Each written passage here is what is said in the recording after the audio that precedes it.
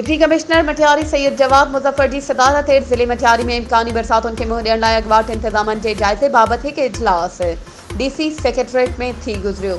इजलास में ज़िले जे समूरनि लाॻापियल अमलदारनि खे बरसातुनि खां अॻु समूरा इंतज़ाम मुकमल करणु, पाणी जी नेकाली लाइ घुरिबल मशीनरी फ़ाल हालत में मौजूदु रखणु,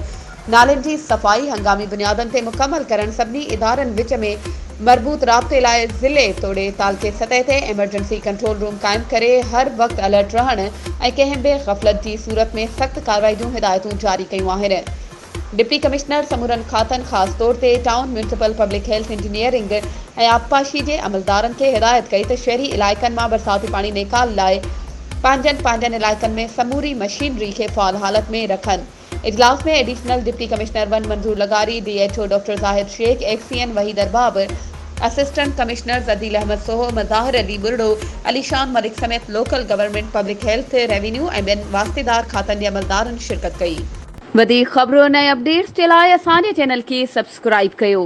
ऐं हा, बेल आइकन खे प्रेस करणु न विसारिजो त जीअं असांजी हर नई अचण वारी वीडियो तव्हां ताईं पहुची सघे।